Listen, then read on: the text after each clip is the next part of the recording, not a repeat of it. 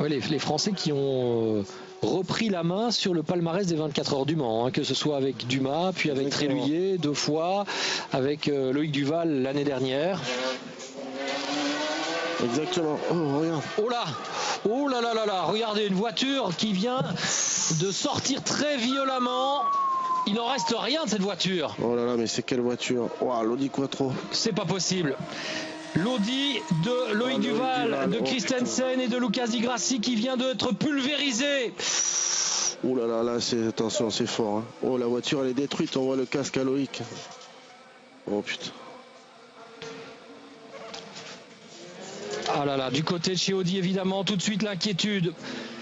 Les images que l'on n'aime jamais de voir, séance neutralisée, drapeau rouge et ce coup de théâtre, coup de tonnerre et premier coup d'inquiétude sur ce circuit du Mans, une sortie de piste extrêmement violente que vient d'effectuer Loïc Duval au volant de la voiture des tenants du titre, l'Audi R18 e-tron Quattro. Et là, évidemment, tout le monde est très inquiet. Regardez, on essaie de dire à Benoît aussi de ne pas regarder pour le moment ces écrans. Parce que les seules images que l'on reçoit pour le moment sont les images des caméras de sécurité. Hein. On n'a pas de caméra. Vous savez que le dispositif des 24 heures du Mans n'est pas encore totalement en place sur l'ensemble du circuit.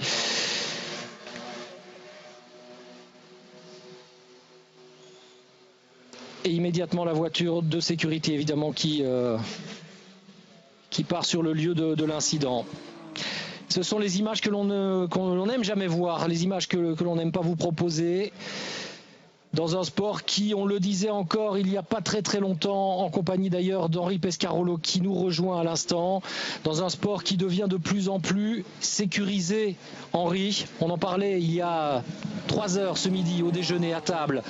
Et malheureusement, regardez ces images, une voiture complètement détruite. Alors j'espère que Loïc va très bien et que malgré l'impact absolument terrible, il est en pleine possession de ses moyens et qu'il n'est pas blessé. Mais néanmoins, on voit avec ces images-là que finalement, le degré zéro du risque en sport automobile, ça ne peut pas exister. Ça n'existera jamais.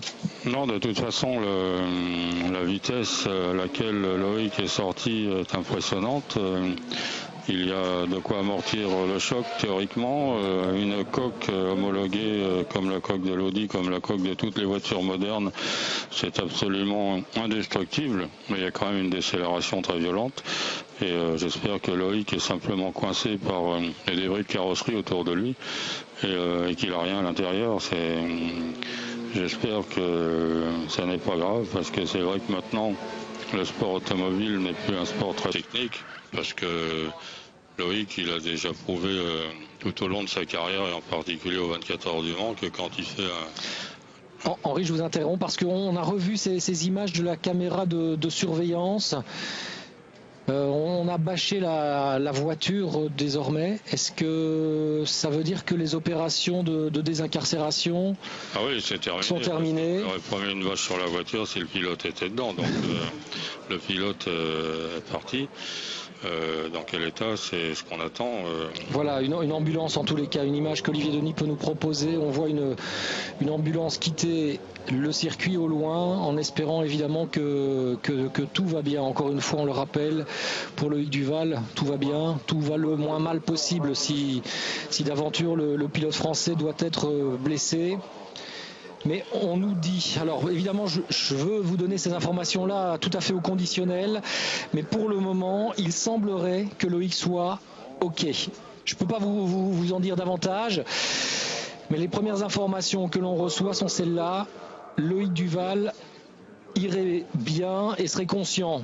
À confirmer bien sûr, et encore une fois ces informations sont évidemment à prendre avec énormément de précautions, avec des pincettes. Parce que dans un premier temps évidemment on ne va pas avoir un communiqué, un bulletin de santé et un état, il y a un bulletin Audi dans les minutes qui viennent. Hein. Bon, on va le savoir rapidement. De toute façon, c'est ce que je disais tout à l'heure et c'est ce que j'espérais.